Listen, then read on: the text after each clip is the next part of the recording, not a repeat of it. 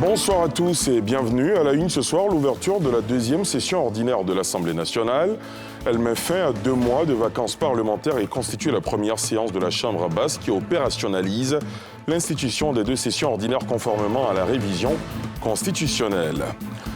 C'est ce lundi 2 octobre que démarre officiellement l'année académique 2023-2024, une reprise essentiellement marquée par les inscriptions et réinscriptions et les réunions entre l'administration et les équipes pédagogiques.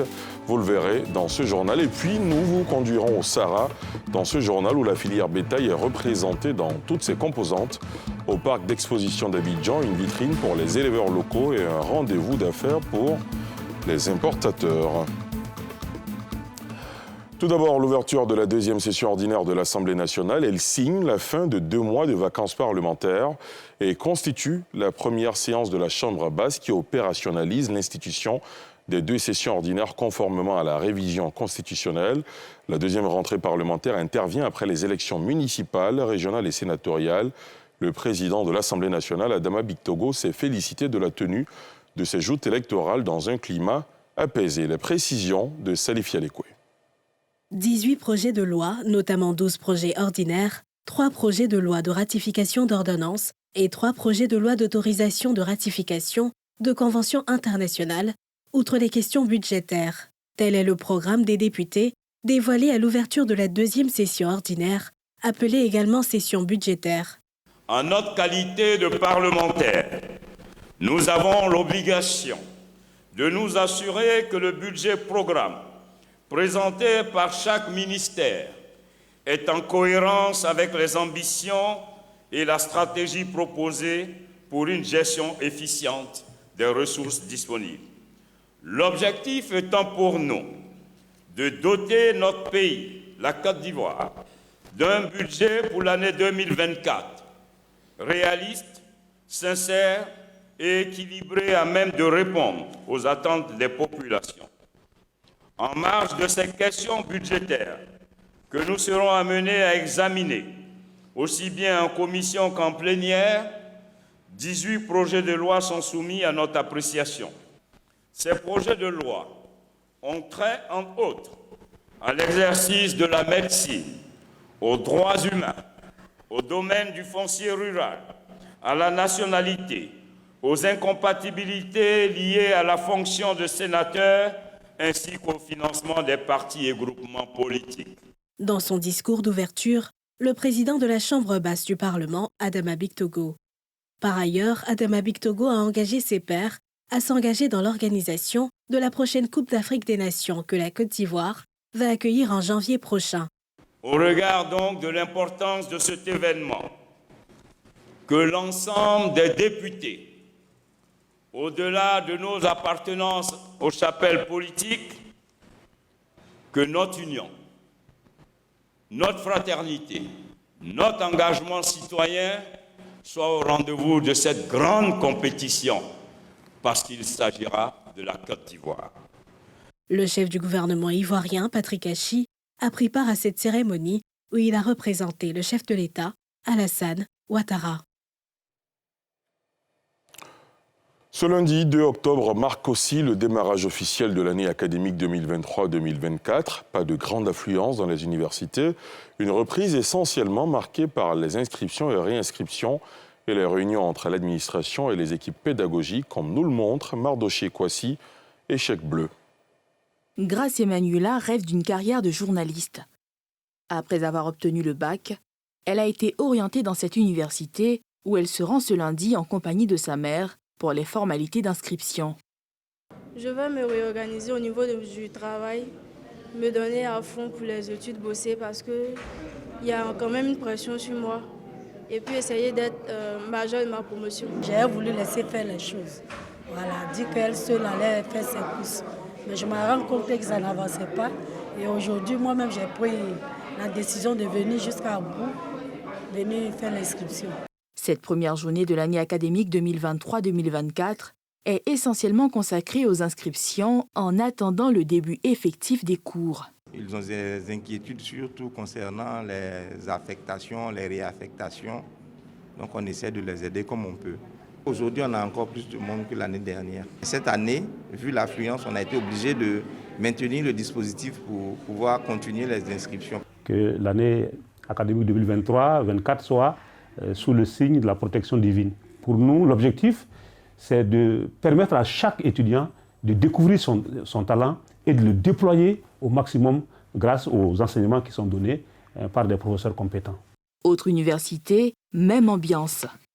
Anciens étudiants, nouveaux bacheliers et parents d'étudiants, tous se ruent au service de la scolarité pour les formalités d'inscription après la réunion de prise de contact avec l'administration. Plutôt enthousiaste, content de retrouver l'université, les amis et puis aussi de franchir une nouvelle étape dans le cursus universitaire. Du côté du comité de direction, on s'attelle au dernier réglage pour une année académique réussie et des étudiants bien formés. Notre ambition reste la même. Il s'agit d'atteindre la performance et l'excellence afin que les jeunes que nous mettons à la disposition de notre pays soient des véritables acteurs de développement. Cette année, le laboratoire sera ouvert à tous nos étudiants pour qu'ils puissent véritablement apprendre l'anglais. Également, pour les relations internationales, nous allons également initier la langue russe pour que nos étudiants puissent également appréhender certaines autres réalités. L'université Félix Houphouët-Boigny accueille également ses nouveaux bacheliers pour les inscriptions en attendant la reprise des cours que doivent préparer les doyens des différentes UFR. Chacun a été instruit d'organiser sa rentrée. Dans un premier temps, accueillir les nouveaux bacheliers qui sont orientés à l'université dans la différente UFR. Et puis de deux, préparer la reprise effective des cours dans les 48 heures qui suivent. Cette année encore, les mesures sont prises pour ne pas qu'il y ait des perturbations au niveau des cours, tant au niveau des enseignants qu'au niveau des étudiants. Les anciens étudiants, eux, s'organisent au niveau des différents départements pour faciliter l'intégration des nouveaux bacheliers. Les membres de l'administration ne peuvent pas venir s'asseoir ici pour les premières informations, donner les premières informations à nos camarades. C'est dans cette optique que nous, FESI, avons décidé d'emboîter ce pas-là, venir s'asseoir pour donner les premières informations, les premiers renseignements à nos camarades. Au total, cette première journée de l'année académique 2023-2024 a été essentiellement consacrée aux formalités d'inscription, aux réunions pédagogiques et de prise de contact avec les étudiants. C'est aussi la rentrée des classes pour les enfants des structures socio-éducatives de base que sont les garderies, crèches et autres centres de protection de la petite enfance.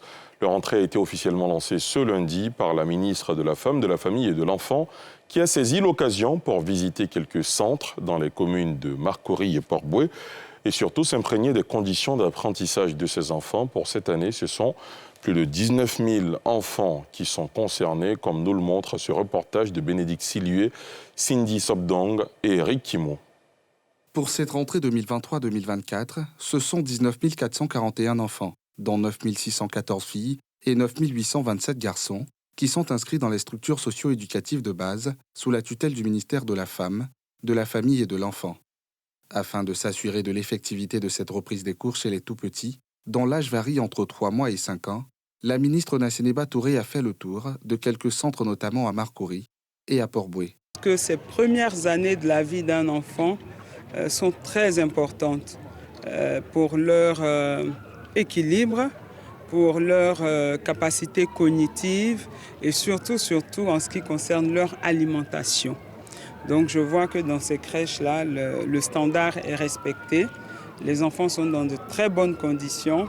Le centre est propre. Aujourd'hui, nous avons vu des enfants heureux, d'autres aussi effrayés, les tout petits parce que c'est leur première fois. Mais je pense que d'ici 2-3 jours, ils vont s'accommoder. On assiste à une hausse quand même des enfants dans ces structures préscolaires de 2,48%. Nous étions à 18 900 et quelques enfants inscrits l'année dernière. Cette année, nous sommes à 19 000 et plus. Je voudrais souhaiter une bonne entrée à nos tout-petits, à nos petits trésors qui représentent l'avenir de notre beau pays, la Côte d'Ivoire.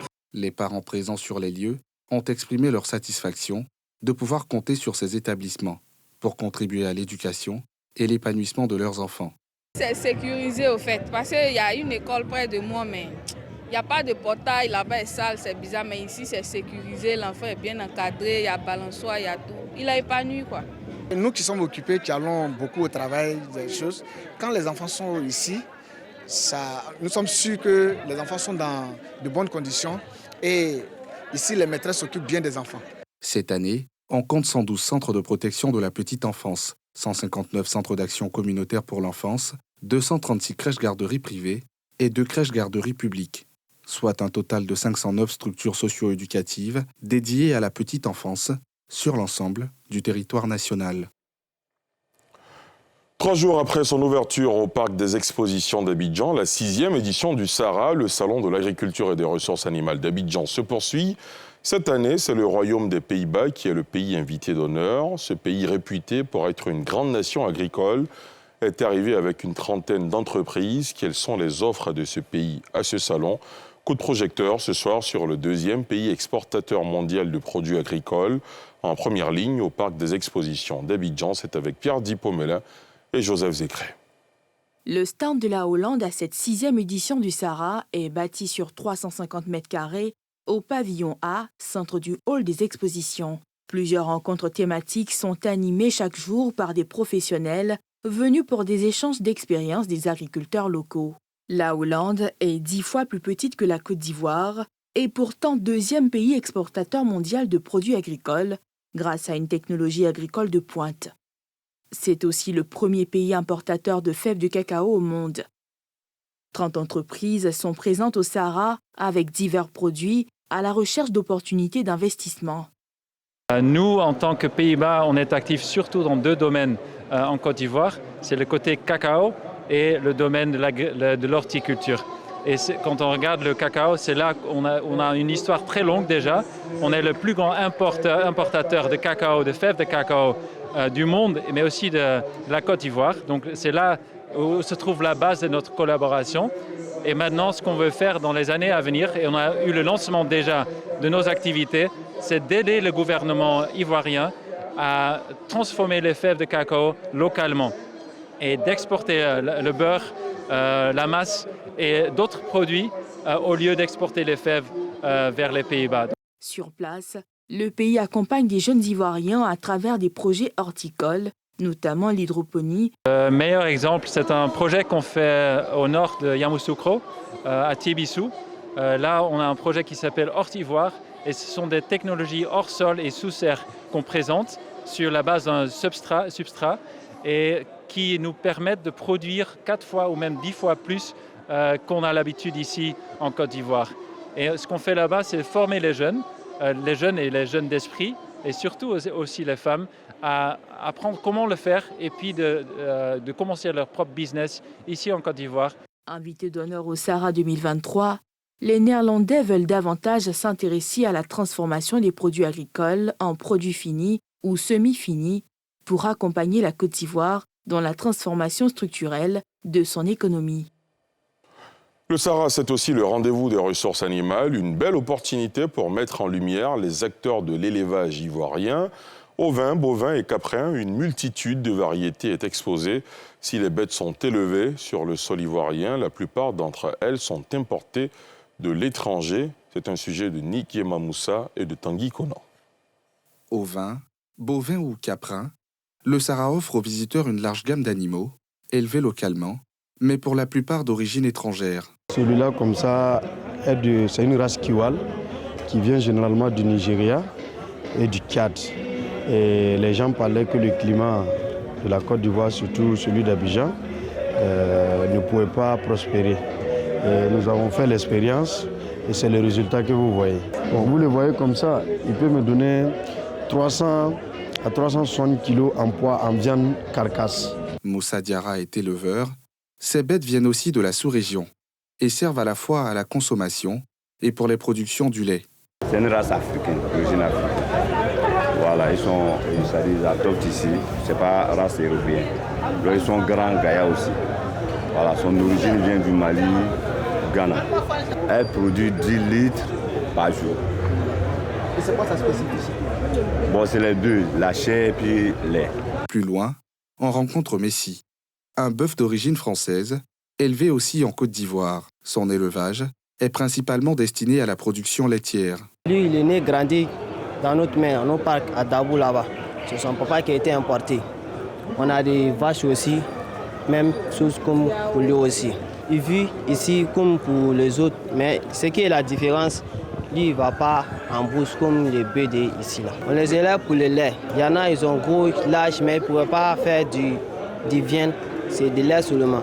Si il mange normalement, il peut nous donner 20 à 25 litres par jour. À côté des grosses bêtes, des chèvres, des moutons et des chevaux. Des spécimens aussi venus de l'étranger, mais élevés par des acteurs locaux. Bon, là, on a les poneys, qui est une race aussi. Bon, eux, c'est fini, ils vont plus grandir. Et là, on a une selle française, bon, elle aussi, c'est sa race. C'est ça qui va faire la différence. Les poneys servent pour la maison aussi, pour le loisir, ou c'est aussi pour les enfants. On les fait venir pour la reproduction aussi, et puis pour le sport aussi. Ceux qui veulent apprendre sur les grands chevaux aussi, ouais. Un cheval comme ça, selle française importée là, complète, ça peut coûter plus de 10 à 15 millions. Selon Dr Chérif, l'exposition de ces bêtes participe à la valorisation du travail des éleveurs ivoiriens. Nous avons au total 65 exposants avec une dizaine d'espèces animales. Nous sommes très dépendants des importations en termes de consommation de viande. Mais derrière ça, il y a des éleveurs qui font beaucoup de choses pour permettre à la Côte d'Ivoire d'aller vers une certaine autosuffisance.